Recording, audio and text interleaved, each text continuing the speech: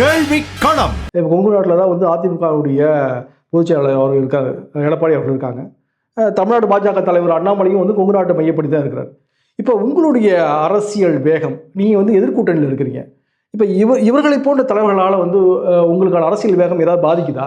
அதை எப்படி நீங்கள் முறியடிக்கிறது தீவிரமாக இயங்கிட்டு இருக்கீங்க? அதாவது இப்போ மற்ற பகுதிகளில் இருக்கிறவங்களெல்லாம் நீங்கள் அப்படி கேட்கறது இல்லையே.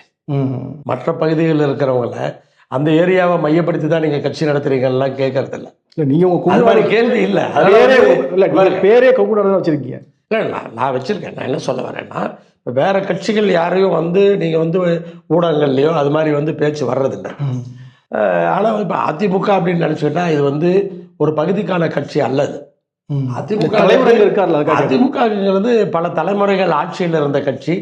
தமிழ்நாடு பூரா அவங்களுக்கு வந்து அமைப்புகள் இருக்குது, கட்டமைப்பு இருக்குது. தலைவர் அங்கே இருக்கிறார் அப்படிங்கிறதுக்காக இதை வந்து அப்படி சொல்லிட முடியாது. அதே போல் பாரதிய ஜனதா கட்சி வந்து ஒரு பகுதிக்கான கட்சி அல்லது. அது வந்து தலைவர்கள் நாளைக்கு மாறலாம். அவரோட குறி கொங்கு நாடா இருக்குல்ல, அதுக்காக கேட்குறேன். அரசியல் குறியில் வந்து முக்கியமான தலைவர்கள் அந்த பகுதியை வந்து கைக்குள்ள வச்சுக்கணும்னு நினைக்கிறாங்கல்ல. இது குறுகிய கண்ணோட்டத்தோடு பார்க்குறீங்க. அதே பாரதிய ஜனதா கட்சிக்கு அமைச்சர் எல் முருகன் தலைவராக இருந்தார். அப்போ சொன்னீங்களா நீங்கள்? நான் இப்போயே காட்டுறது. அப்போ ஏன் சொல்லலை நீங்கள்? அப்போ யாராவது கேட்டீங்களா? யாரும் கேட்கலையே. அவரு கொங்கு மண்டலத்தில் சார்ந்தவர் தானே, நாமக்கலை சார்ந்தவர் தானே. அதுக்கு அவர் வந்து அவரோட அந்த டெல்லியில் அந்த ஃபார்ம்லேயே கொங்கு நாடுன்னு போட்டார். அது ஒரு பெரிய சர்ச்சையாச்சு. அப்போ சொன்னீங்களா? இது வந்து அவங்க மைண்ட் செட்டை பொறுத்து இருக்கு.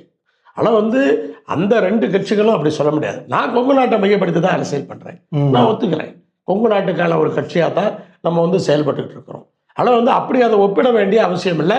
அவங்க கொங்கு நாட்டுக்காக பேச முடியாது. அவங்க கொங்கு நாட்டுக்காக மட்டும் பேச முடியாது. நான் கொங்கு நாட்டுக்காக பேசுவேன். சட்டமன்றத்தில் இன்னைக்கு வந்து நான் கேட்டேன்னு சொன்னால் கொங்கு நாட்டுக்கு தேவையான விஷயங்கள் பொள்ளாச்சியிலேருந்து ஒசூர் வரை நான் எதை வேணாலும் கேட்பேன். கள்ளக்குறிச்சி வரைக்கும் எந்த கேள்வி வேணாலும் கேட்பேன். ஆனால் அவங்க வந்து ஒரு பகுதிக்காக அவங்க கேட்க முடியாது, அப்போ செயல்படவும் முடியாது. ஆனால் உங்களுடைய அந்த ஒப்பீடுங்கிறது கேள்விக்கு வேணா ஒரு அலங்காரமாக இருக்கலாம், ஆனால் வந்து அது யதார்த்தம் அல்ல. சரி, ஈரோட்டில் வந்து கொப்பரை தேங்காய் வந்து விலை அதிகமாக இருக்குது, ஆனால் உற்பத்தி குறைஞ்சி போச்சுன்னு விவசாயிகள் கவலைப்படுறாங்கன்னு ஒரு செய்தி பார்த்தோம். அந்த விவசாயிகளுக்கு அங்கே இருக்கக்கூடிய பிரச்சனையை வந்து நீங்குவதற்கு ஏதாவது உங்களுக்கு ஐடியா இருக்கா?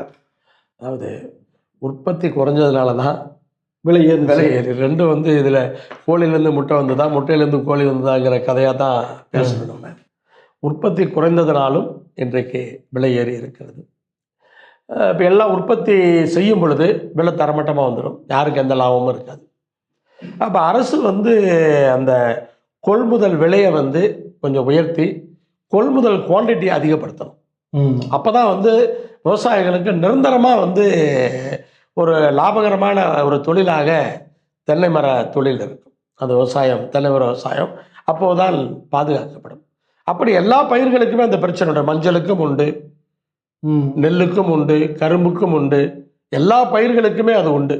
சரி, நல்லதுங்க. இந்த நிகழ்ச்சியில் வந்து பல்வேறு கருத்துக்களை வழங்கினீங்க. மிக்க நன்றி. நன்றி.